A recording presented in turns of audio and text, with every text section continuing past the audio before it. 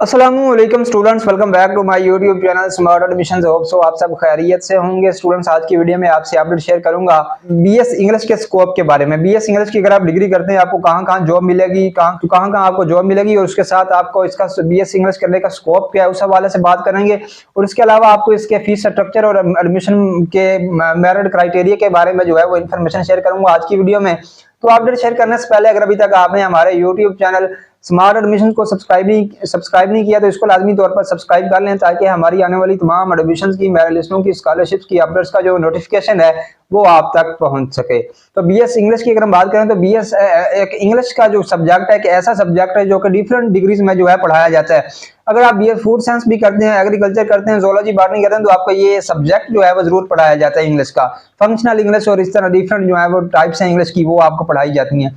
लेकिन अगर आप बीएस इंग्लिश करते हैं तो इसका जो ड्यूरेशन है वो 4 साल का ड्यूरेशन है। अगर आप बीएस इंग्लिश की डिग्री करते हैं, इसको आपको जॉब कहाँ मिल सकेगी उसकी अगर हम बात करें तो बीएस इंग्लिश करने के बाद आपको एक तो एजुकेशनल डिपार्टमेंट जो है वहां पे आपको एज अ लेक्चरर जो है वो इजीली जॉब मिल सकती है। और उसके अलावा आप डिफरेंट स्कूल लेवल से लेकर यूनिवर्सिटी लेवल तक, कॉलेज लेवल तक जो है आपको इजीली जॉब मिल जाएगी अगर आप बीएस इंग्लिश करते हैं तो। इसके अलावा आप बीएस इंग्लिश करने के बाद आप एज जो है वो सिविल सर्विस में आपको जॉब मिल सकती है। सिविल सर्विस के अलावा आप जो है बीएस इंग्लिश करने के बाद आपकी एक तो वोकैबुलरी जो है वो अच्छी हो जाएगी।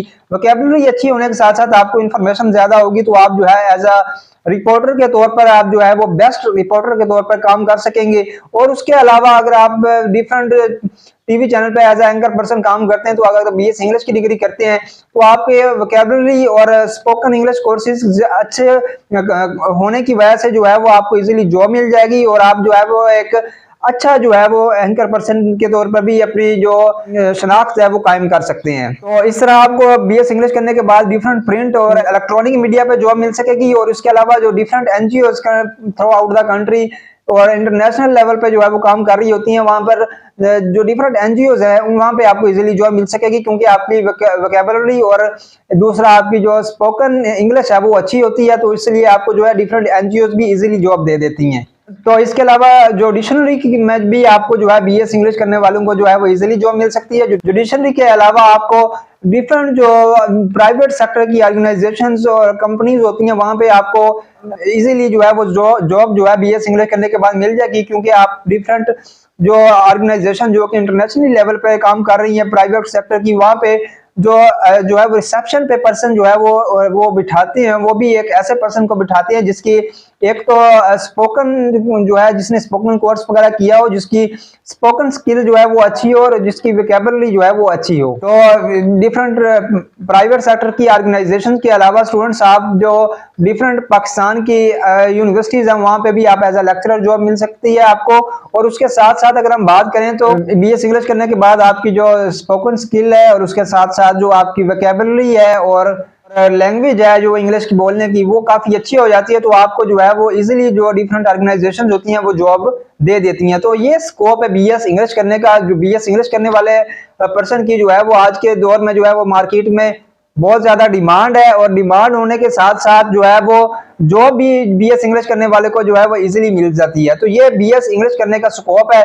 अब मैं आपको बताता हूँ इसके मेरिट के बारे में, कौन कौन सी यूनिवर्सिटी जो है बीएस इंग्लिश करने वालों को जो है बीएस इंग्लिश की में एडमिशन दे रही है। उसकी अगर हम बात करें स्टूडेंट्स, तो साउथ पंजाब में बीजड मुल्तान, आईएसपी के अलावा Emerson University Multan, University of Education Women University NFC के अलावा जो डिफरेंट बाकी इंस्टीट्यूट्स हैं मुल्तान में, वो भी बीएस इंग्लिश प्राइवेट सेक्टर में भी करवा रहे हैं।